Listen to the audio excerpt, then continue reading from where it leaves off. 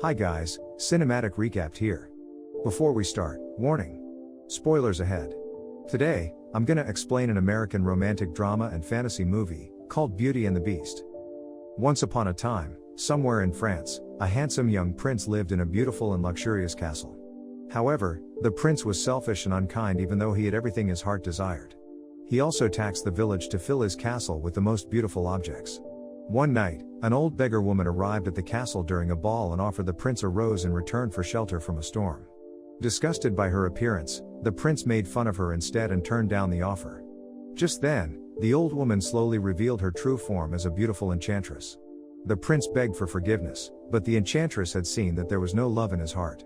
As a result, she transformed him into a hideous beast and his servants into household objects before erasing the castle, himself, and the servants from the memories of their loved ones and everyone else in the nearby village. The enchantress warned the prince that the curse will only be broken if he could learn to love another and have that person love him back before the last petal of the enchanted rose fell. 10 years later, in a small village near the castle, a young girl named Belle dreams of adventure to leave her hometown and wish to live in the big city. She is a book lover and the daughter of a widowed artist named Maurice. However, the other villagers are always watching her with strange looks due to her unconventional ways of thinking. On the other hand, an arrogant hunter and war veteran named Gaston intends to marry Belle, mainly because she is the most beautiful woman in the village.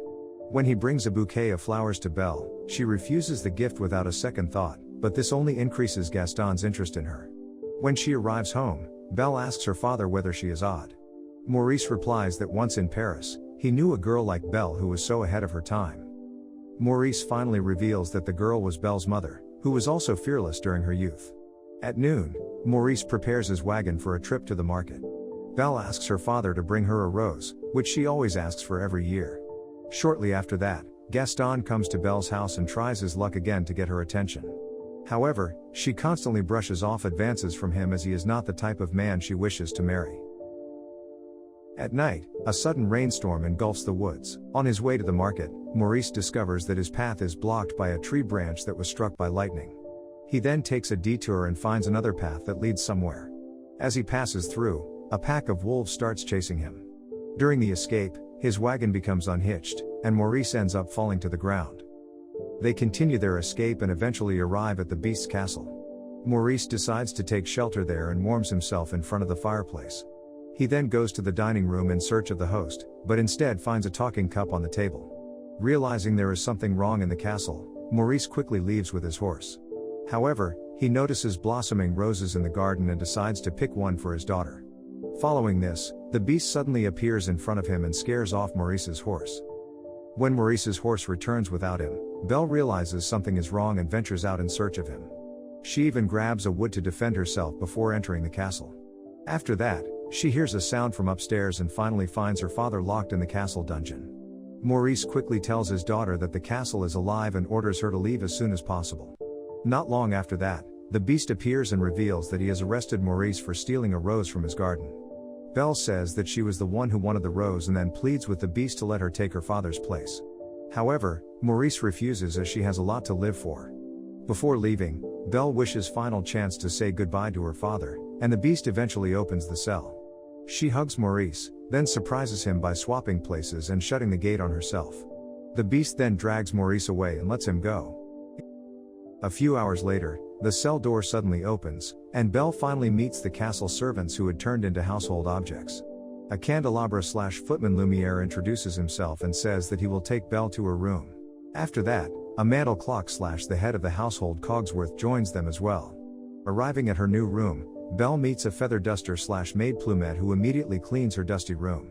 Lumiere and Plumette were a couple before the curse, even now they still love each other. Suddenly, the closet starts singing and introduces herself as Madame de Garderobe. In the meantime, Maurice arrives at the village and explains everything about the beast and his castle. Hearing this, everyone thinks he is crazy, except for Gaston who takes this seriously and is willing to rescue Belle. They enter the woods at night, but Maurice is unable to show the correct path to the castle because the path he took is magically changed. At one point, Gaston loses his temper and believes that Maurice is delusional. He also reveals that he wanted to rescue Belle as an opportunity to win her hand in marriage. When Maurice learns of his ulterior motive and rejects him, Gaston knocks him unconscious and abandons him to be eaten by the wolves in the middle of the woods. Back to the castle, the Beast is furious because he does not know that Belle had been released from the cell. Lumiere explains that the girl might be the one who can break their curse, so he tries to convince the Beast to kindly invite Belle to dinner. At that point, Belle, who is preparing her escape through the window, refuses the invitation as she does not want to have dinner with her kidnapper. Therefore, the Beast becomes angry and says that he will not serve food to her anymore. He then goes back into his room and uses the magic mirror to see Belle. At the same time, the petals of the enchanted rose continue to fall, signaling his doom draws nearer. Meanwhile, a teapot/housekeeper Mrs. Potts and her son Chip, who is now a teacup, come into Belle's room. She asks Belle to have a cup of tea and tries to invite her back for dinner. She also apologizes for what the Beast did earlier. Belle finally agrees to dine, and all the castle servants put on a spectacular show for her. After the dinner, Belle wanders into the forbidden West Wing and eventually finds the enchanted rose. Before she can touch it, the Beast suddenly appears and tells her to leave immediately. Frightened, Belle leaves the castle and runs into the woods, where she is ambushed off guard by the wolves from earlier. Fortunately, the Beast manages to rescue her, but injures himself in the process. Realizing that the Beast had risked his life for her, Belle takes the Beast back to the castle and nurses his wounds. The castle servants are very worried about him, which makes Belle wonder why they care so much for someone so cruel. Mrs. Potts explains that when the master lost his mother, his cruel father took the sweet, innocent boy and twisted him up to be just like him. In the following days, Belle continues to care the Beast and learns that he also loves books. He then takes the girl to the castle library, and Belle is very amazed to see many books there.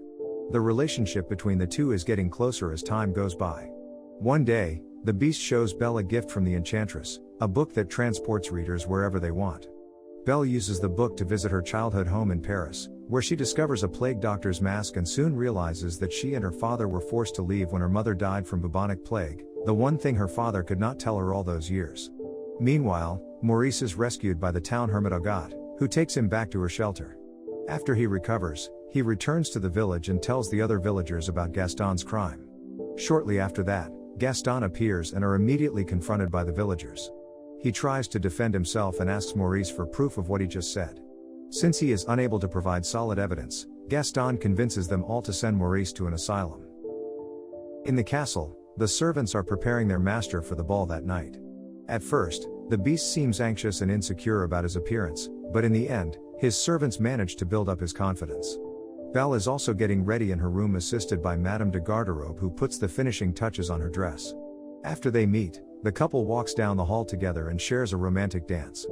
Following this, they go out onto the balcony, and Belle expresses her longing for her father. Because of that, the Beast takes her into his room and gives her the magic mirror. Belle quickly uses it, only to discover her father's predicament. Knowing this, the Beast finally releases her to save Maurice and gives her the magic mirror to remember him with. At that moment, the castle servants begin to lose hope, but they understand their master's decision because he finally loves the girl. Arriving back to the village, Belle orders them to free her father. She then reveals the Beast in the mirror, much to the shock of the villagers, proving her father's sanity.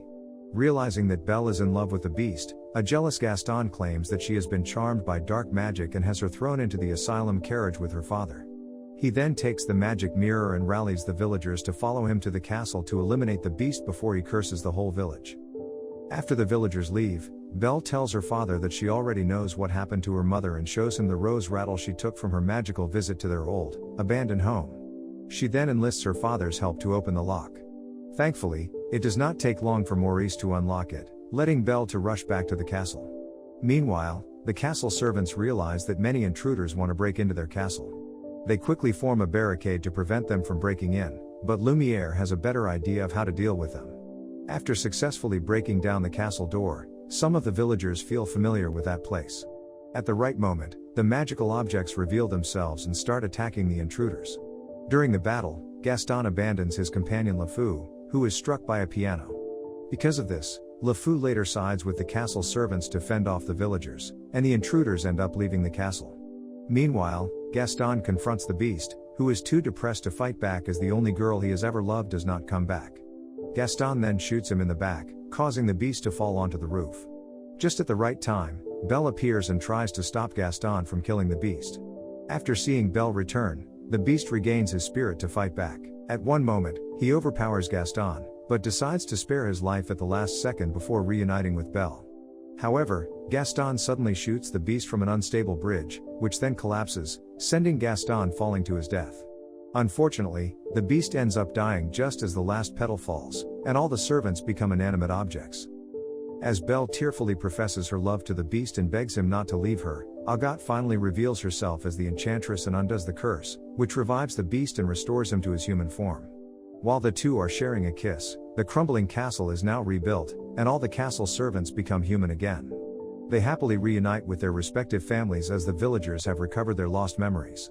The movie ends with Belle and the prince hosting a ball for the kingdom, where they dance happily ever after. Subscribe to watch more videos like this, turn on notifications, and leave a like to help the channel out. Thank you for watching.